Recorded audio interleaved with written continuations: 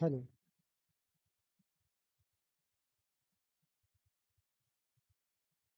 नमस्कार प्यारे बच्चों, कैसे आप लोग? उम्मीद है आप लोग बढ़िया होंगे।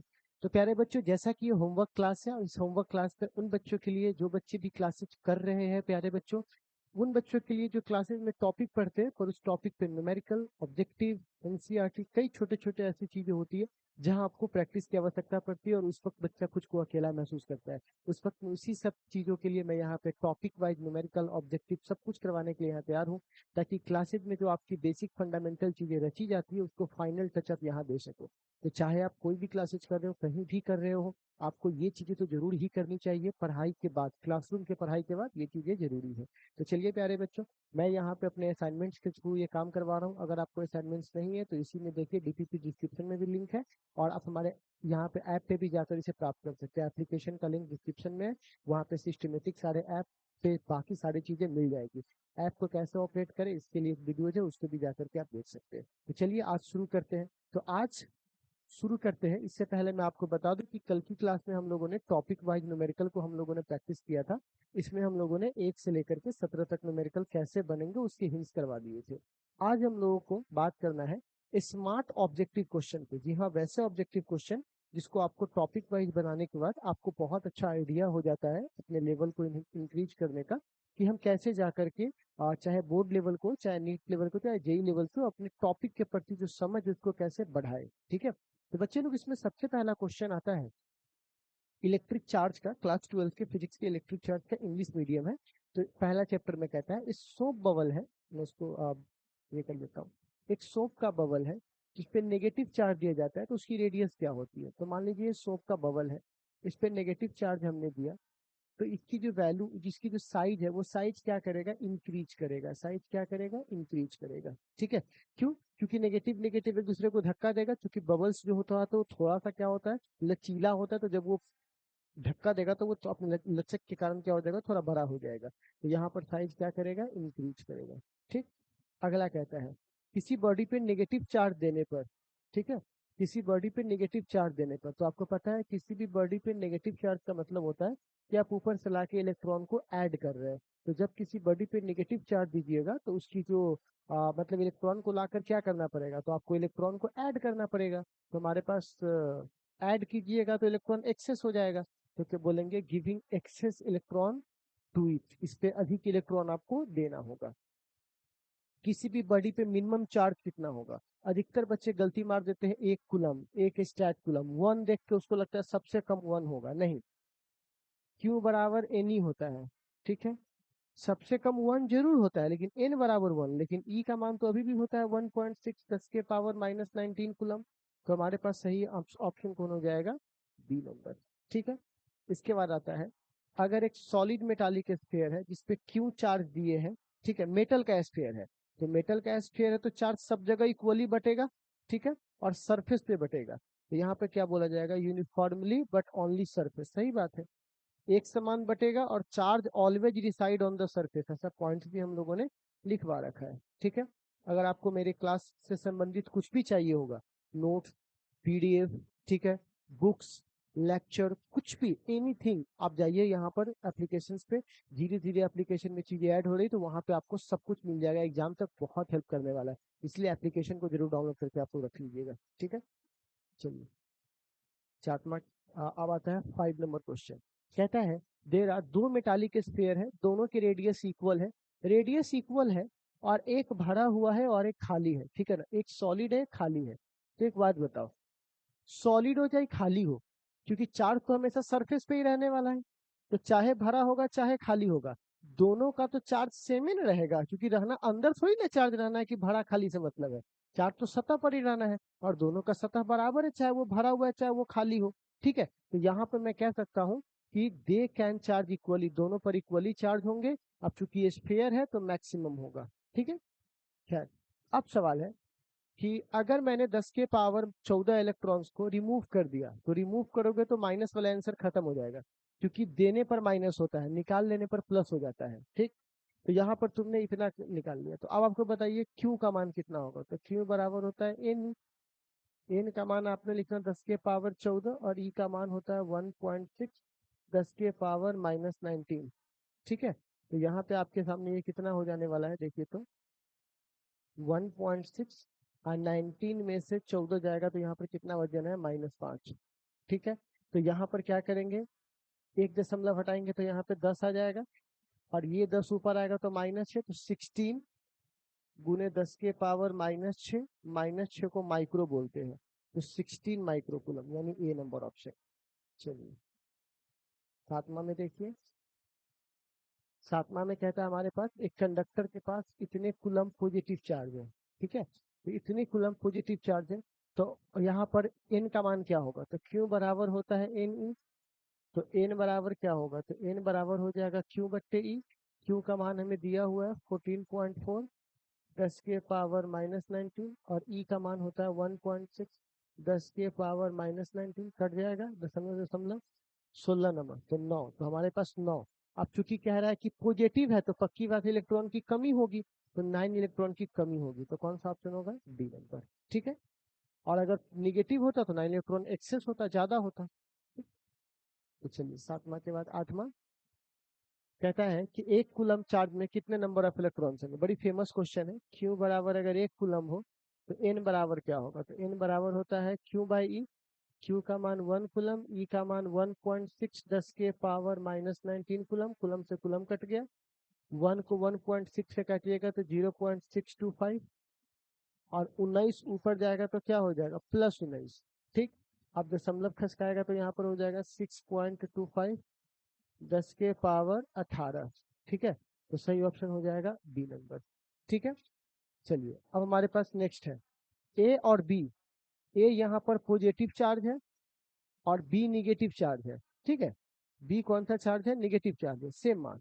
तो अब आपसे कह रहा है कि बताइए तो ए का मास घट जाएगा क्योंकि पॉजिटिव है, और बी का मास क्या हो जाएगा, बढ़ जाएगा क्योंकि निगेटिव है।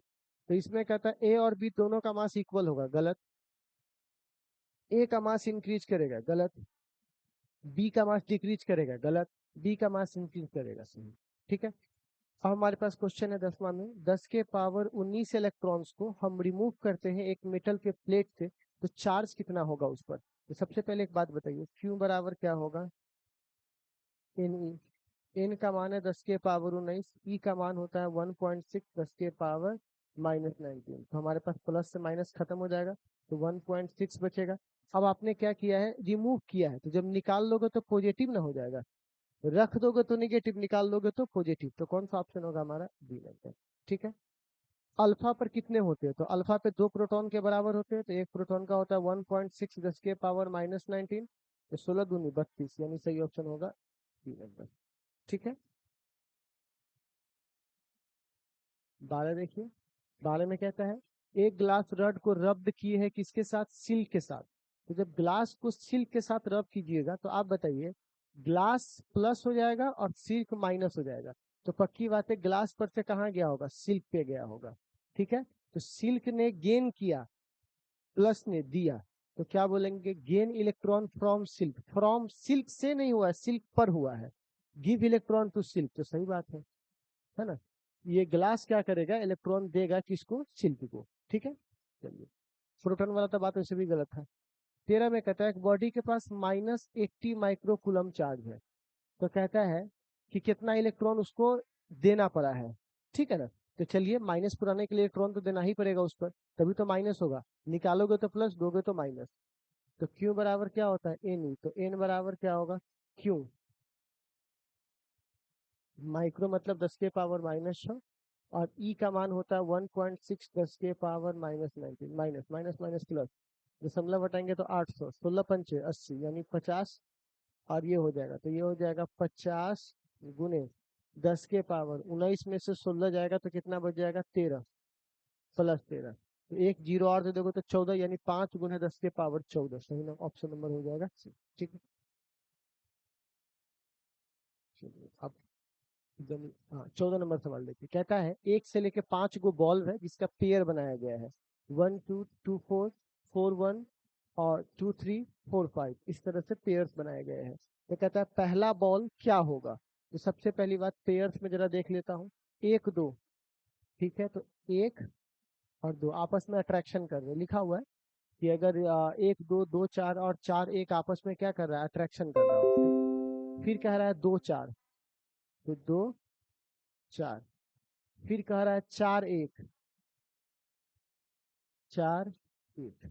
अब चलिए हम इसको मानते हैं कि ऐसा मान के चलो कि अगर ये पॉजिटिव होता तो ये निगेटिव होता, तभी तो अट्रैक्ट किया है। और एक बार इसको निगेटिव मान लिए तो यहाँ तो निगेटिव मजबूरी है रखना पड़ेगा। क्यों?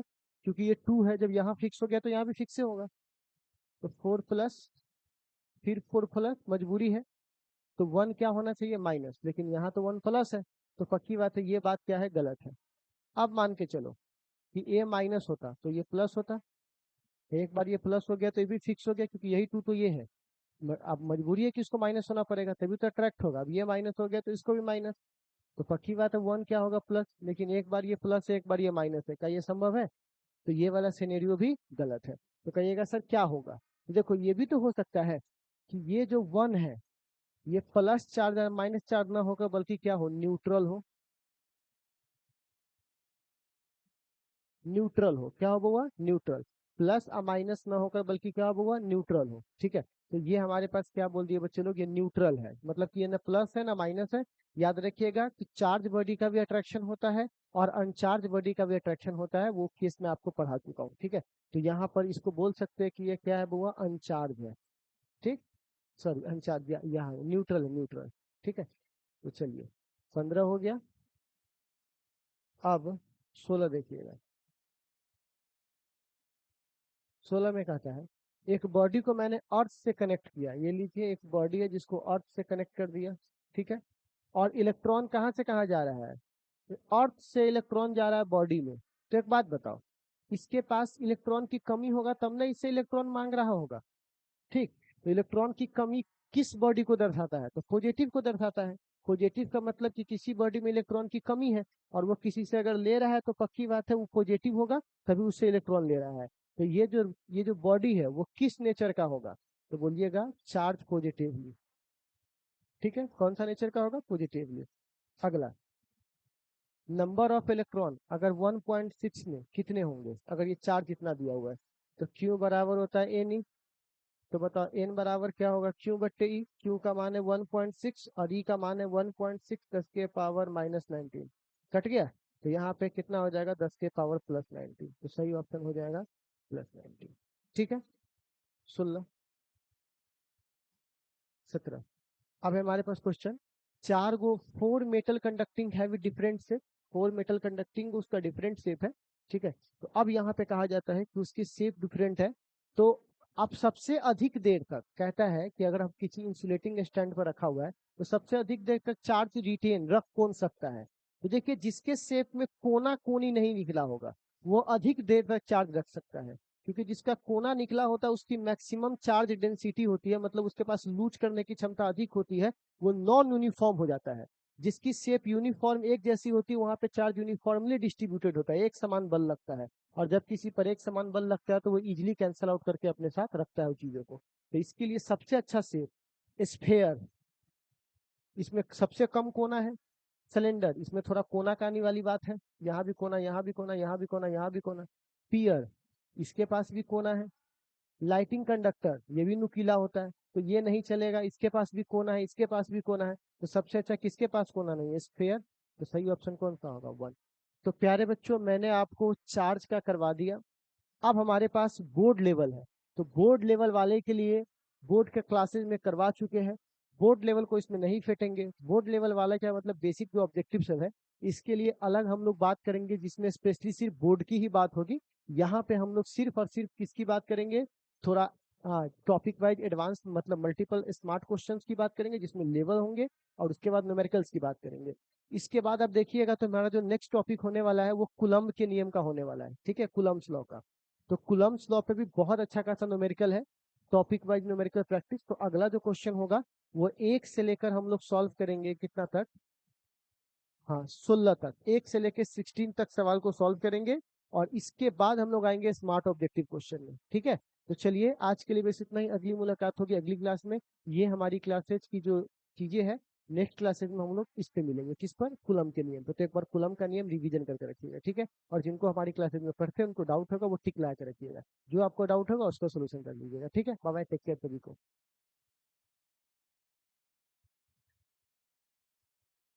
हेलो।